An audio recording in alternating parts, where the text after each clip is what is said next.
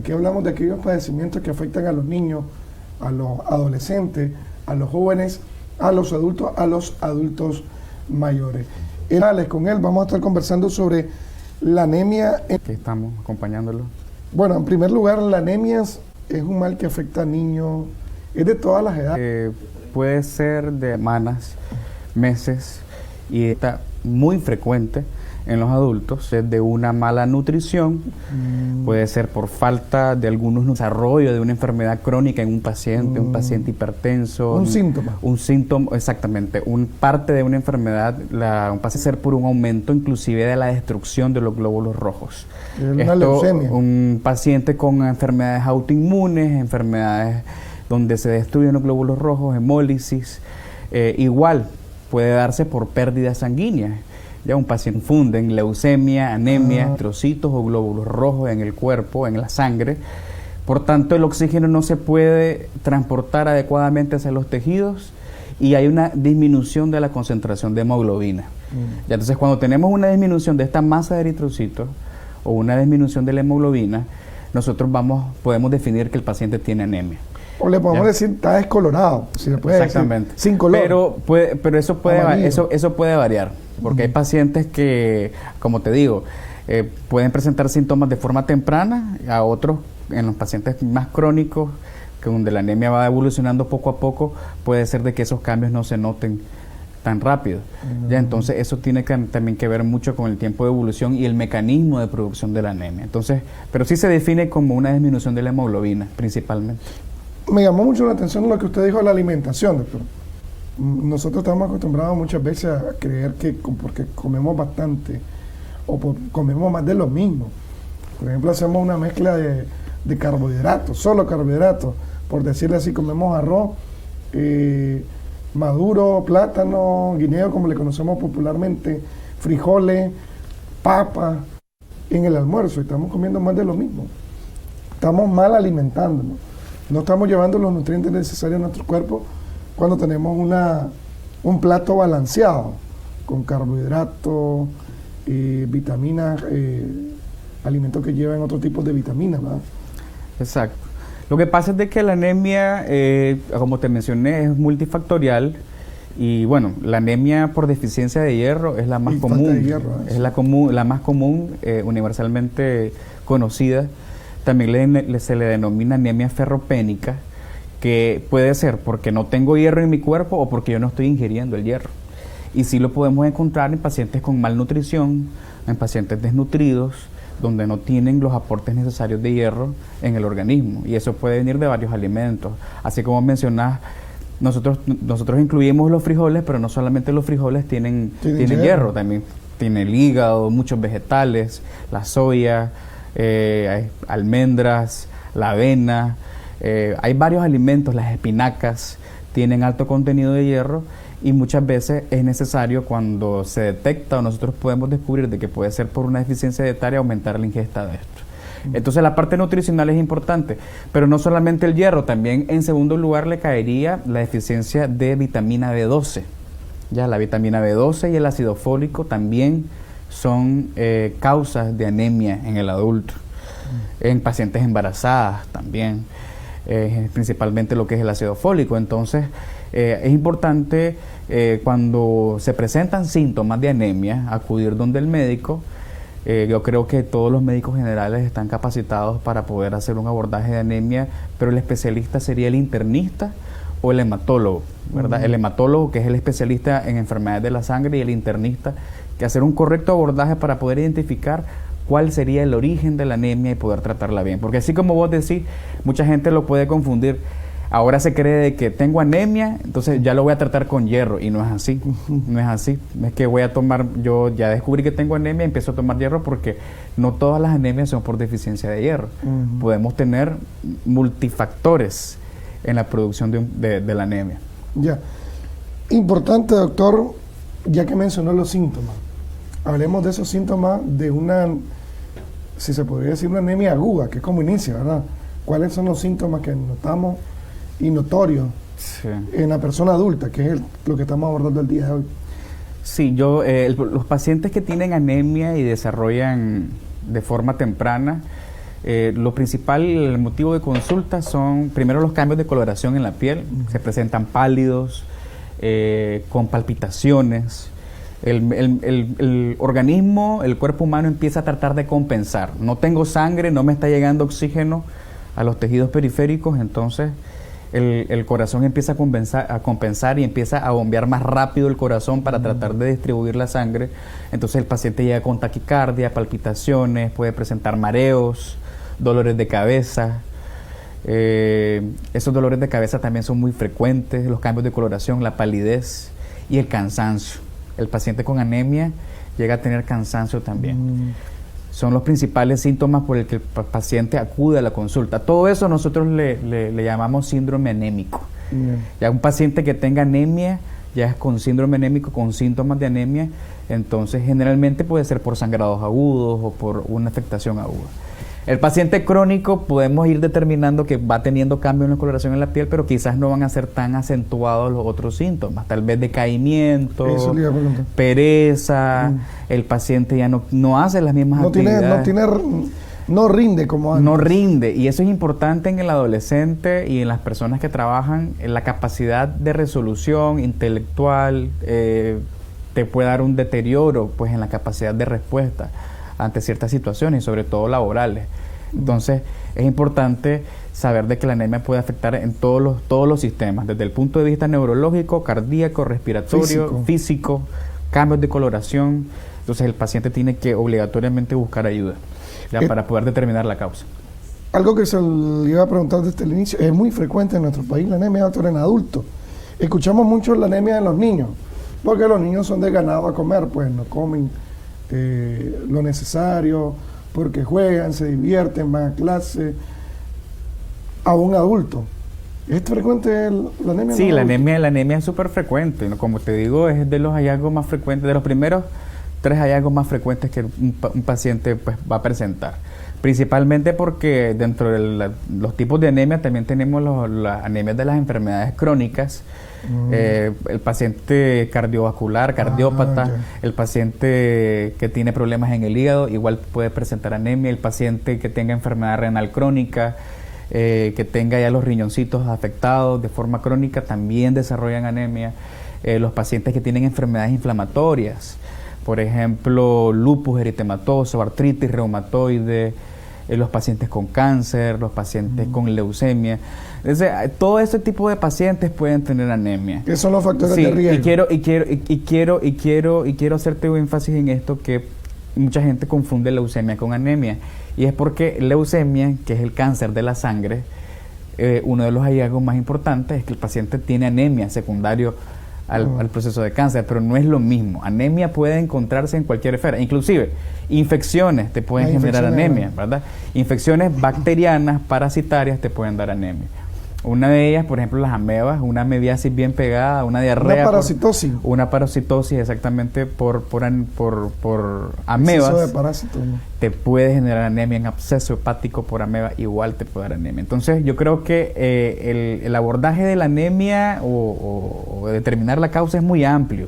No podríamos nosotros atribuir lo que solo es por hierro o por deficiencia de hierro.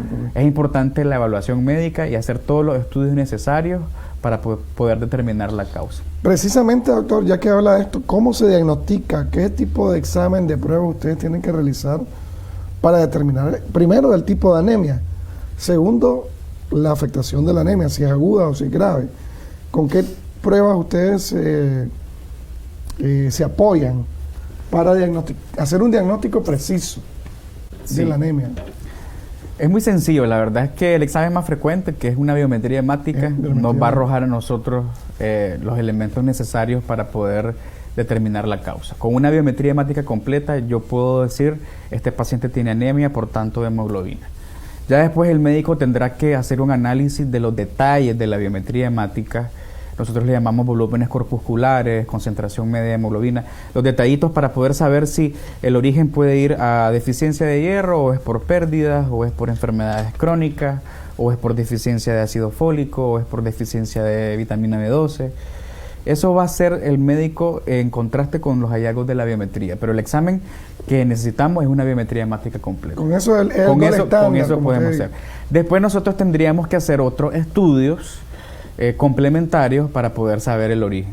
¿Ya? Otros estudios pues que ya llamamos nosotros reticulocitos.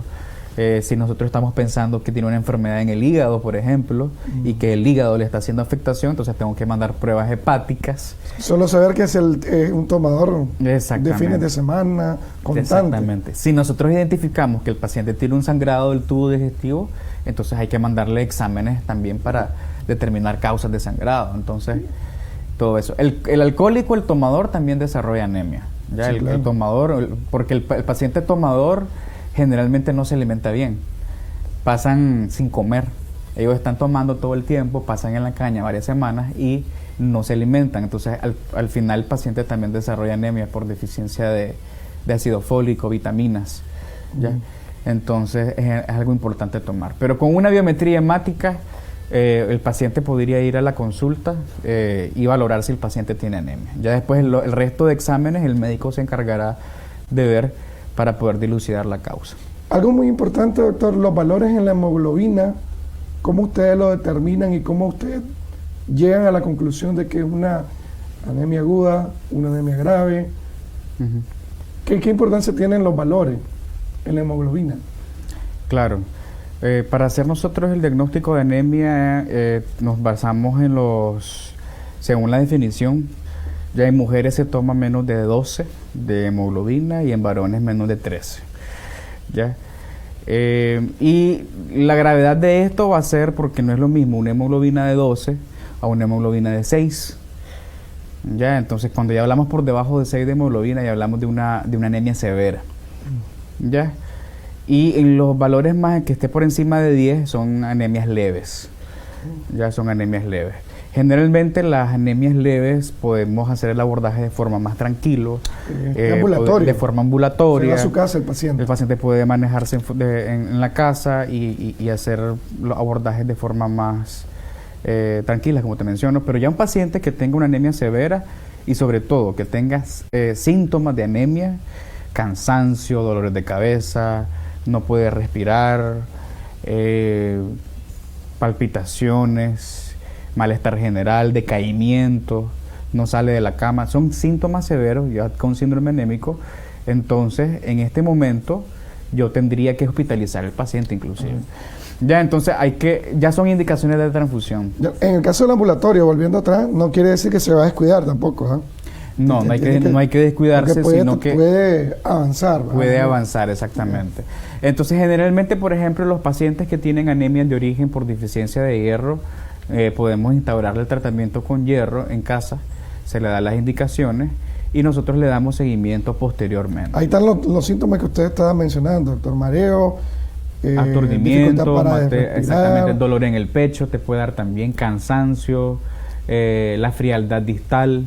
Eso es porque no llega el oxígeno a los tejidos periféricos. Entonces, como no hay una correcta distribución del oxígeno, entonces se ponen frías las manos, los pies. Igualmente el dolor de cabeza, como mencionan ahí.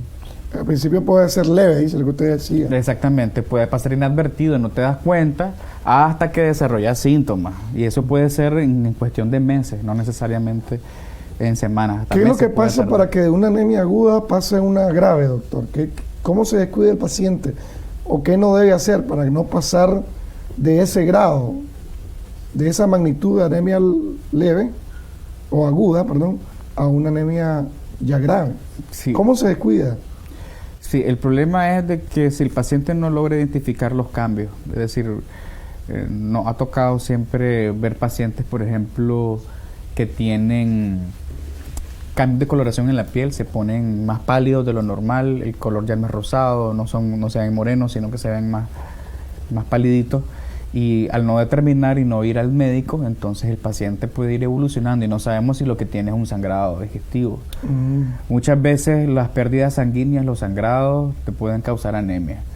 Y sobre todo en los abuelitos, aquellos que les gusta automedicarse, o los que toman aspirina, por ejemplo, de forma crónica, te pueden también resultar con sangrados del tubo digestivo y ahí van poco a poco perdiendo sangre y pueden llegar y no a se dan forma severa cuenta, y no porque se dan sí. cuenta. Ya. Lo que tienen que hacer siempre, y el consejo de aquí, es buscar el médico, atender las unidades de salud, ir al centro de salud, ir a los hospitales, si tienen síntomas de anemia, si ven cambios en los pacientes, en sus familiares, en sus abuelitos, en los tíos, en los padres, no dejarlo pasar, ¿ya?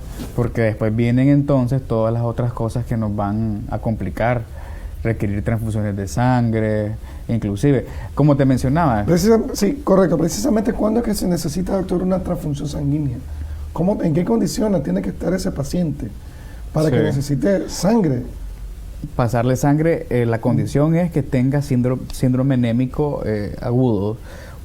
Todo lo que te he venido mencionando, el paciente que tiene todos los síntomas, tiene valores por debajo de los que nosotros consideramos aceptables, hay que transfundirlo. Y esto puede variar, no siempre es igual en todos los pacientes. Por ejemplo, en un paciente renal crónico, que es muy común, la anemia por enfermedad renal crónica, nosotros tomamos valores de corte entre 7 y 8 para transfundir a un paciente, ¿ya?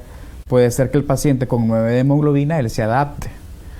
Ya es una enfermedad crónica, la anemia es crónica, entonces ellos pueden andar con 9 de hemoglobina tranquilo, pero te aseguro, si a vos te da anemia ahorita, con 10 ya vas a andar mareado, con palpitaciones, porque no tienes enfermedades crónicas.